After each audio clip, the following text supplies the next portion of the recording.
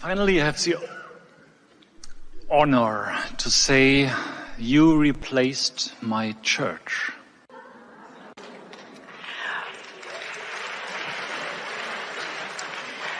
We want to say you may be allowing us to be a better representation of the love that you really are than your church was. That's all it is. And it doesn't have to be that way. There are a lot of people in a lot of churches that are finding alignment. We don't mean it that way, but we acknowledge that. Wonderful. And that was just a start. I come from a very logical place, Germany. So, okay, since Corona it's not logical, but don't care. So in Germany, like, before you do it, you have to have a certificate. In order to be good, you have to do a couple of certificates. So I'm very good in everything I do, nearly everything, but I have now 20 certificates and I'm very good and aligned, and I'm so happy and grateful that I could help so many business to flourish, so many people to evolve, and so many coachees to prosper. Since I'm living on the bright side of life.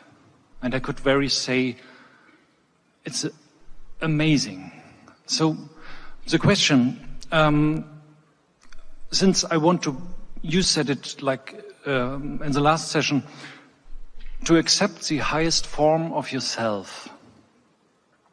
What if my highest form is also channeling, because I experience this in my involvement of coaching as well now? That really is everyone's highest form. And this is what we mean by that. When you calibrate yourself into that alignment, you are of one mind. And so that's what that is. Mm-hmm. You see, this alignment is not like the receiving of those certificates where you receive it, it's yours forevermore, you put it on the wall and you make your association. This alignment either is or it isn't in the moment. And you can tell by the way you feel. And then, of course, the more you are able to access it deliberately and maintain it, then the more you are flowing in that way.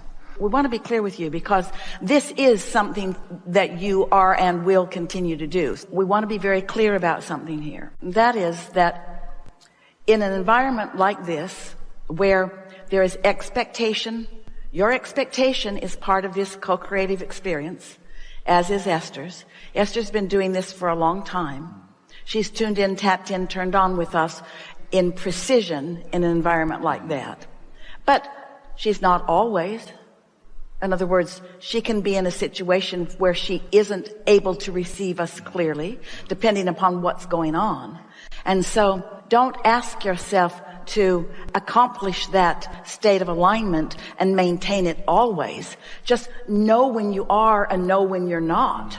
That's all. If you wanted this state of alignment, which is complete immersion and calibration to the vibration of that source energy that is you, if you wanted it in that purity, you would reemerge into non-physical.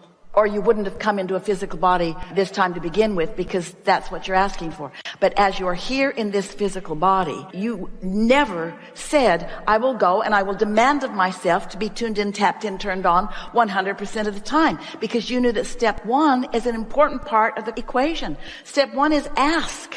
That's what this is all about. You have to ask for more. And you have to live some life to even know that you want more, and what the more is that you want and the way you would like the more to show itself. You see, we want to ask all of you to just feel something for a moment. Is this conversation buoying you or depressing you? Do you believe it? Do you believe in your ability to be or do or have anything? That's what we want for you. And if you're feeling sort of aggravated by it or annoyed by it or yeah but, I want to say yeah but about it, that just means that you've got some resistance about some things that you really care about. It's a very normal thing to want something to manifest, and before it is manifested, feel the absence of its manifestation. But you got to get over that. So the manifestation that we're asking you here to reach for is the emotional manifestation. Because you can want $1 million because you want the financial freedom that indicates or implies. And it can be hard for you to build a mental pathway to that $1 million because so far, maybe something very far from that is what you're living. And so that feels hard to you. But if you think about why you want that $1 million, if you think about what it feels like to feel free, or what it feels like to just do something on a whim because you want to, if you think about what freedom really feels like and you activate within yourself the emotion of eagerness, that's the work. The eagerness is the manifestation that can be accomplished in less than a minute, while building a mental pathway to the $1 million is not that fast of a pathway. And what we're wanting to convince you of here today is that if you will build the mental pathways to the emotional manifestation, the physical manifestation that matches that will come to you in big clumps of lots and lots and lots of satisfying pieces. Esther said one time she walked through her daughter and son-in-law's house, and she said, I love this architecture. I love this floor plan. It's different. It's different than the other houses in this neighborhood. I love this. And then she walked in, she said, look at that ceiling. Look at that archway. Look at this treatment to this. She spent maybe an hour fascinated with the difference and the beauty of that house and has not thought about it again.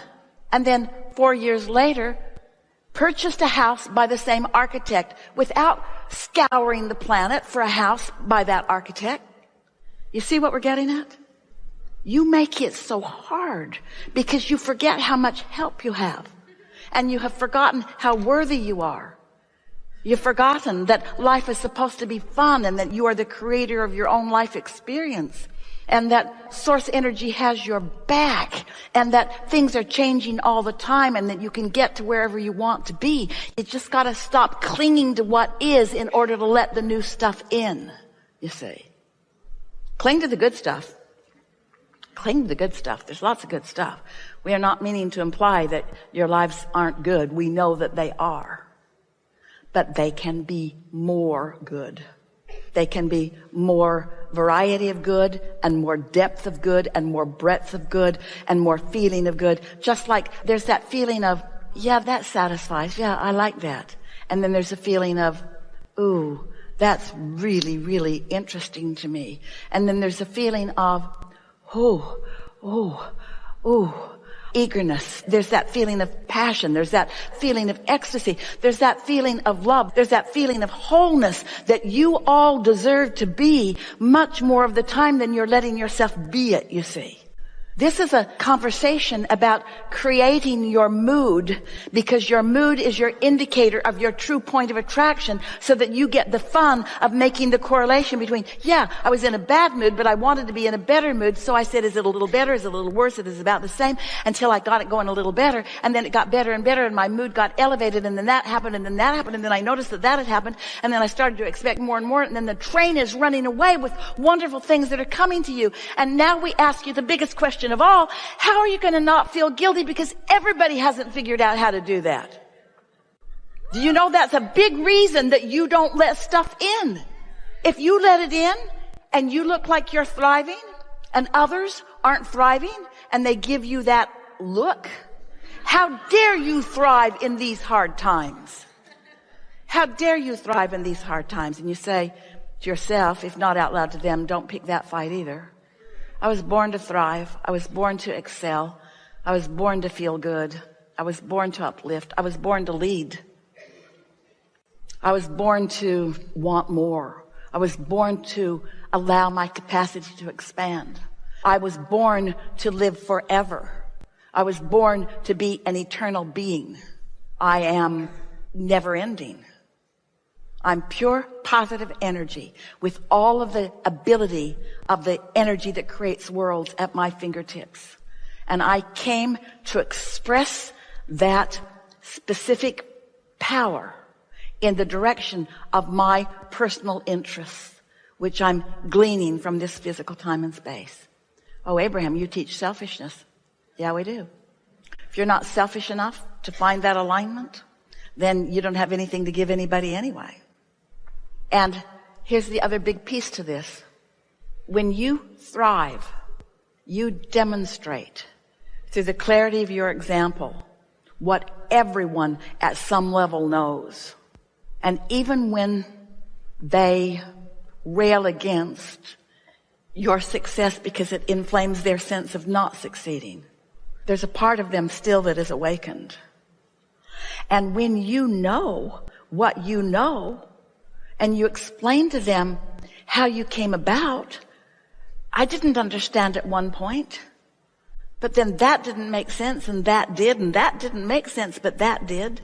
And I just felt my way back into my wholeness. Yeah. You have no idea how many points you touched. Yes, we do. No, much more.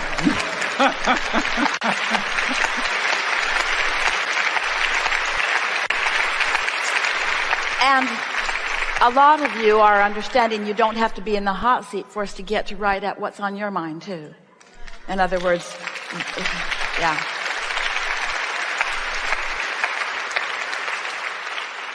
Discussion helps you to calibrate. It's fun to talk with friends. You just want to pay attention to when the discussion turns south and turns into complaining. In other words, just make sure that your conversations are leading you to feel better. Yes. Is there something more? Yes. They're all right with it. Are they okay? They're all right with it.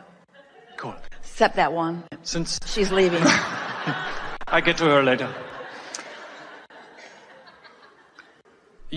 I kind of feel that you ask me to ask you for a session of co-creation in your house. What just happened here is that you are in the receiving mode too. Mm-hmm. This is co-creation at its best. Exactly. Yeah. Yeah. Can I come? Oh, anytime. Anytime. Yeah. Okay. Well, a specific time, but yes. That time will be revealed to you. Yes. Awesome.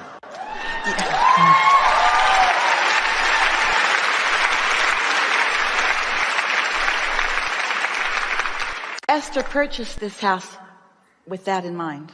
Awesome. Yeah. Wow. Really good. Enough? One more thing. I love you. Thank you. And you think that we're going to say, we love you too. And we do, but that's not what we're going to say. Oh. We love you too. Okay. But what we really want you to hear is that will serve you so well. Cool. No matter what you choose as your object of attention to feel that way, it activates a vibration within you that is a point of attraction that will serve you so well. Yeah. Yes. Really good. Yeah. Really good. Yeah.